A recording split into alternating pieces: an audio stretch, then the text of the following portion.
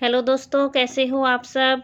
आप सभी को प्यार भरा नमस्कार। स्वागत है आपका अपने यूट्यूब चैनल पॉइंट एजुकेटर में। और आज मैं बिंदु चौधरी आपके लिए संधि का टॉपिक लेकर आई हूँ। संधि का टॉपिक सभी एग्जाम में मोस्ट इम्पोर्टेंट रहता है। एक क्वेश्चन तो कंफर्म आता है, कई बार 3-4 क्वेश्चन भी आ जाते हैं। तो आप इस टॉपिक को एक बार ध्यान से पढ़ें, आपका रिविज़न हो जाएगा। सबसे पहले बात करते हैं संधि किसे कहते हैं। दो अक्षरों के पास पास होने पर उनके मिलने से जो विकार उत्पन्न होता है उसे संधि कहते हैं। अब दो अक्षर, अक्षर का मतलब है स्वर या व्यंजन, कोई भी हो सकता है। ठीक है, स्वर भी हो सकता है और व्यंजन भी। स्वर का स्वर में मिलान हो या फिर स्वर का व्यंजन में हो या व्यंजन का व्यंजन में हो, तो दो अक्षरों के पास पास होने पर जो विकार उत्पन्न होता है, विकार यानी परिवर्तन उत्पन्न होता है, उसे संधि कहते हैं। जैसे देव प्लस आल्य है तो देव का ए और आल्य का आ दोनों मिलके बन गया आ, तो देवाल्य। ठीक है, संधि के 3 भेद होते हैं, स्वर संधि, व्यंजन संधि, विसर्ग संधि। तो पेपर में क्वेश्चन आ जाए कि संधि के कितने भेद हैं। 3 भेद हैं, स्वर संधि, व्यंजन संधि एंड विसर्ग संधि। और स्वर संधि है, ये थोड़ा डीप में पूछा जाता है। स्वर संधि के भेद हैं, वहाँ से क्वेश्चन ज़्यादा आते हैं। अब हम आगे पढ़ेंगे स्वर संधि किसे कहते हैं।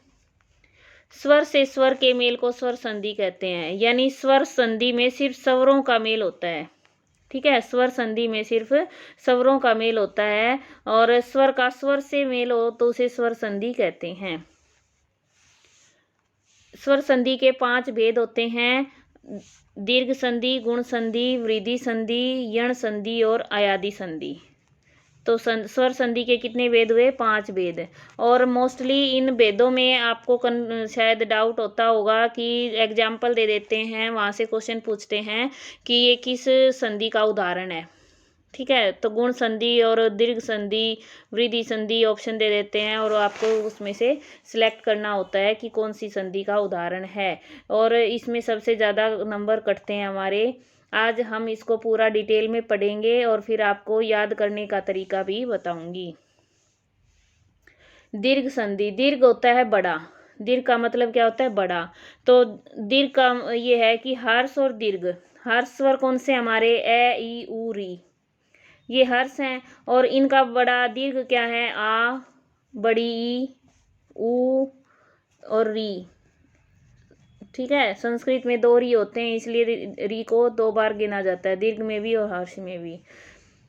तो हर्ष और दीर्घ के सामने सेम स्वर आ जाए, ए में ए मिलेगा तो आ बन जाएगा, ए में आ मिलेगा तो आ बन जाएगा, तो दोनों के स्थान पर दीर्घ हो जाता है, बड़ा हो जाता है। छोटा है वो उसकी कोई अहमियत नहीं रहती, फिर बड़ा है वो उसमें को अपने अंदर समेट लेता है। तो दीर्घ संधि क्या हुआ कि चाहे छोटा हो चाहे बड़ा हो, दोनों स्वर सेम हो, ए आ, ई उ री री। ठीक है, तो दोनों सेम हो तो जो बड़ा है वो बन जाएगा, दीर्घ स्वर बन जाएगा। जैसे इसमें उदाहरण दिया है, ए प्लस ए मिलके आ बन गया, वेद प्लस अंत वेदांत, वेद के आगे आ की मात्रा लगी, वेदांत। ए और आ मिलके भी आ बन गया, आ और ए मिलके भी आ बन गया, आ और आ मिलके भी आ बन गया। तो इनमें से कोई भी ऑप्शन हो, आपको आ ही बनाना है, दीर्घ ही बनाना है। ऐसे ही बड़ी ई ही बनेगी, ठीक है, और बड़ा ऊ बनेगा। और री सेम लिखते हैं इसलिए री का री रहेगा। समझ आया, दीर्घ का मतलब है बड़ा। अब है गुण संधि। गुण संधि क्या होती है, जब ए आ के सामने ई हो तो दोनों मिलकर ए हो जाता है। अब हमने इसमें पढ़ा ए आ ई उ री तक पढ़ लिए थे। दीर्घ संधि में हमने री तक पढ़े, री के आगे स्वर कौन से आते हैं, ए आई ओ औ। ठीक है, तो अब ए और ओ है वो गुण संधि में बनेंगे, ए और ओ गुण संधि में बनेंगे। ए आ के परे जो पहला है वो तो ए या आ होना चाहिए, और उसके सामने ई या बड़ी ई हो तो क्या बन जाएगा, ए बन जाएगा। और ऊ और बड़ा ऊ हो तो क्या बन जाएगा, ओ बन जाएगा। और री हो तो क्या बन जाएगा, अर बन जाएगा। ठीक है। तो ए और ओ, अगले दो स्वर, री के बाद दो स्वर हैं, वो किससे बन रहे हैं? गुण संधि से। ए में ई मिला तो ए बना, ए में बड़ी ई मिला तो ए बना। तो ए और ओ और अर, ये किससे बन रहे हैं? गुण संधि से। याद कैसे करना है वो बताऊंगी थोड़ी देर में आपको। ठीक है। जैसे राज प्लस इंद्र, राज में ए ई दोनों मिलके बन गया ए की मात्रा आ गई। सुरेश में सुर प्लस ईश, ठीक है, तो ए और ई मिल गया, बड़ी ई मिल गया। नेक्स्ट है वृद्धि संधि। ए आ के आगे जो पहला है, पहला शब्द, उसका आखिरी होना चाहिए ए या आ, और उसमें अब ए हमने बना लिया है, तो ए और आई दोनों मिलाएं तो बड़ी आई है ना हमारा, जो यही बन जाएगा। और ओ और औ मिलाएं तो औ बन जाएगा। अब आप एक बात बताइए, ए है वो आई का छोटा रूप है, आई है वो बड़ा है, तो वृद्धि हुई है ना, यानी उसका प्रमोशन हो गया भाई, वृद्धि हो गई। ए है वो आई बन गया और ओ है वो औ बन गया। तो गुण में तो ए और ओ बना था, वृद्धि में आई और औ बन गया।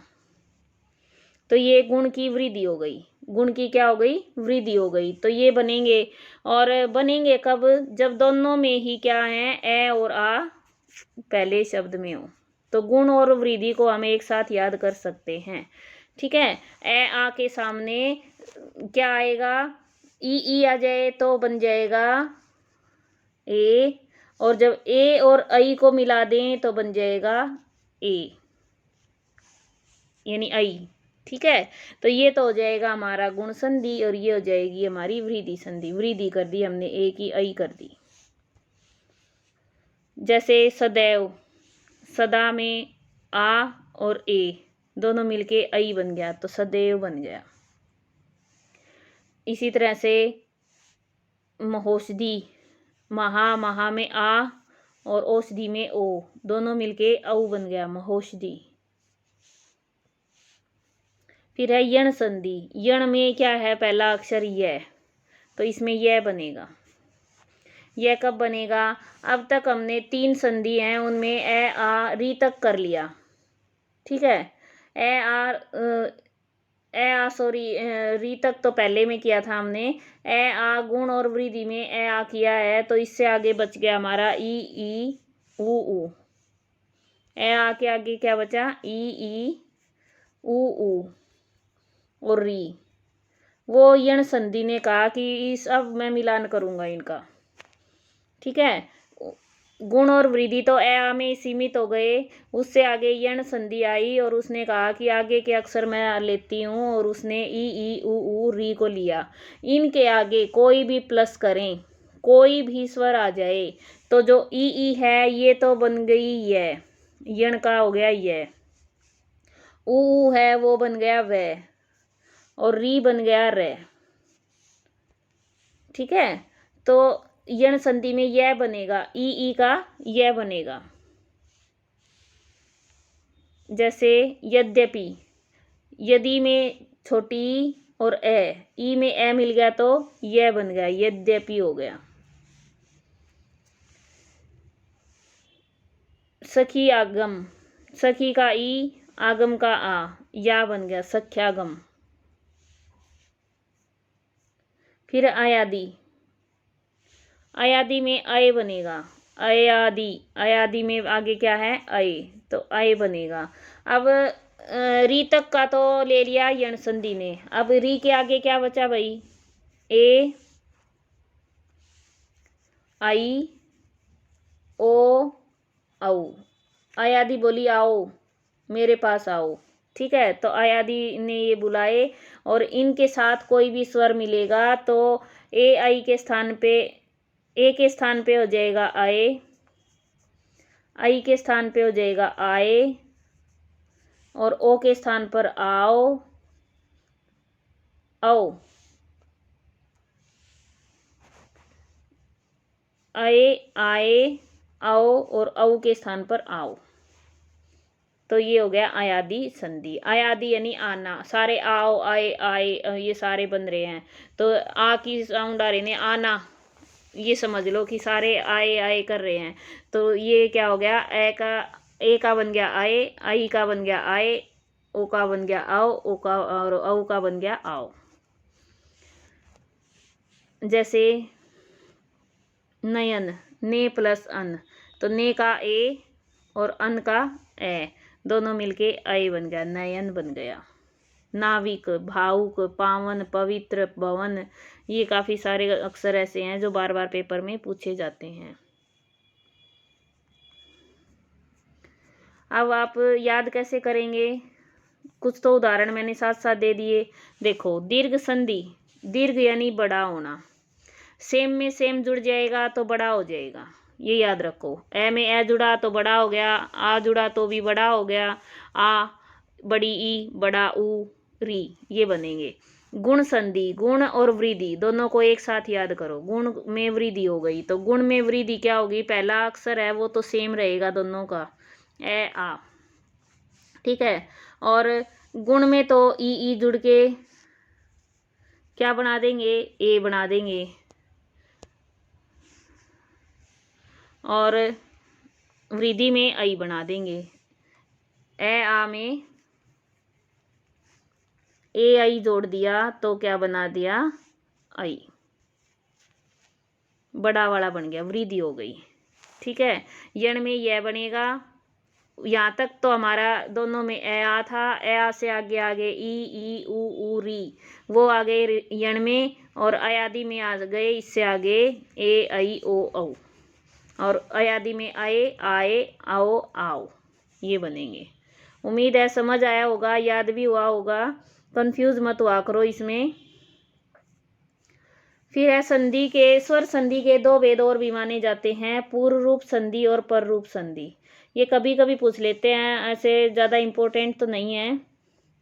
पूर्व होता है पहले, तो जब ओ में ए और आ जाए पीछे, ठीक है, ए और ओ के सामने ए आ जाए तो ये ए है ना, ये पूर्व यानी पहले वाले में जाके जुड़ जाता है, इसमें मिल जाता है, इसलिए इसको पूर्व रूप कहते हैं।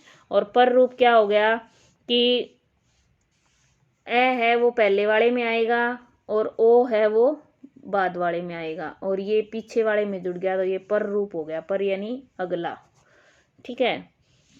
और पूर्व रूप में ये ओ है, ओ में ए तो मिल गया, लेकिन ये निशान है ना, ये इसके साथ आता है। सपेरा, ममेरा, ये किसके हैं, पर रूप के। व्यंजन संधि, व्यंजन के सामने स्वर या व्यंजन आने से, व्यंजन संधि का ये है कि भाई एक तो व्यंजन होगा ही होगा, दूसरा चाहे स्वर हो या व्यंजन हो कोई फर्क नहीं पड़ता, ठीक है, एक का व्यंजन होना जरूरी है, वो होगी हमारी व्यंजन संधि।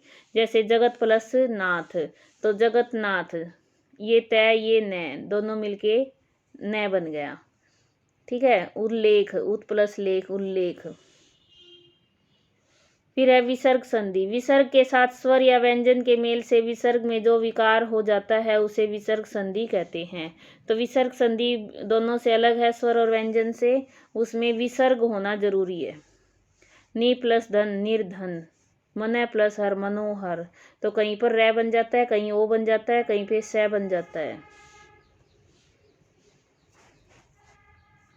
और संधि का ये है कि भाई जितना आप प्रैक्टिस करेंगे ना उतना आपको ज़्यादा आएगा। संधि ऐसे नहीं आएंगी कि आपने रूल पढ़े और आपको एक बार में ही आ गए, आप संधि का रिवीजन करेंगे तब आपको संधि आएगी, और वो भी रिटन प्रैक्टिस करनी पड़ेगी। बस ज़्यादा नहीं, 2 बार आप रिटन प्रैक्टिस कर लीजिए, आपकी संधि है वो टॉपिक तैयार हो जाएगा।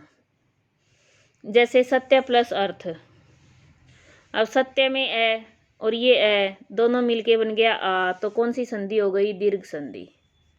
यही पूछते हैं पेपर में कि इसमें कौन सी संधि है। नदीश, नदी, नदी में बड़ी और प्लस में बड़ी मिलके बन गई बड़ी नदीश, तो ये भी कौन सी है, दीर्घ संधि।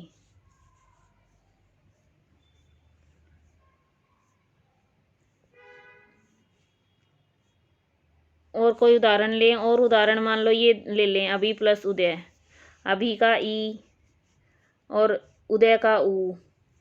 अब ई देखो, दीर्घ, फिर गुण और वृद्धि। वृद्धि तक तो हमारा पहला अक्षर क्या रहता है, आ रहता है। उसके बाद हमारा शुरू होता है यण और अयादि।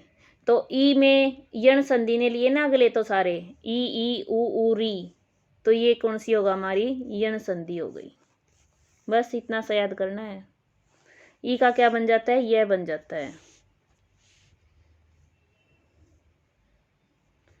अब ये है लठ प्लस एत, तो लठ में क्या है, ए, और एत में आई, तो ए आ में आई जुड़ा है, तो आई बन गया। तो वृद्धि किस में हुई है, वृद्धि एक ही वृद्धि कहाँ हुई है, वृद्धि संधि में, तो ये कौन सी संधि हो गई, वृद्धि संधि। उम्मीद है समझ आया होगा, और ये एक बार प्रैक्टिस कर लेना लिखित में। ये पीडीएफ मैं आपको टेलीग्राम ग्रुप पॉइंट एजुकेटर पर सेंड कर दूंगी, वहाँ से आप देख सकते हैं और रिवाइज कर सकते हैं। अब व्यंजन संधि हैं, कुछ उदाहरण व्यंजन संधि के देख लेते हैं। जैसे वाक प्लस ईश, वागीश, इम्पोर्टेंट है भाई। कै है वो गै बन गया। फिर है सत प्लस आचार, सदाचार, ठीक है। वाग जाल, कै में जय मिल गया तो वाग जाल हो गया। वागदान, षडानन, अच प्लस आदि, आजादी, सम प्लस चार, संचार। तो ये आपको थोड़ा सा डीप में करना है। और व्यंजन संधि कम पूछी जाती हैं, ज़्यादा पूछी जाती हैं स्वर संधि। एस्टेट में तो भाई स्वर संधि ज़्यादा पूछी जाती हैं, और ये रिवीजन कर लेना। उसके बाद विसर्ग संधि के भी कुछ उदाहरण दे रखे हैं, जैसे धनु प्लस धर, धनुर्धर, दु प्लस गति, दुर्गति, दु प्लस प्रकृति, दुष्प्रकृति। तो ये सब क्या है, विसर्ग संधि के उदाहरण हैं। उम्मीद है ये स्वर संधि आपकी कभी गलत नहीं होगी। स्वर संधि का टॉपिक मैंने आपको बहुत अच्छे से समझा दिया है, और कोई डाउट है तो आप कमेंट में बता सकते हैं। Thanks for watching. आपका दिन शुभ हो। धन्यवाद।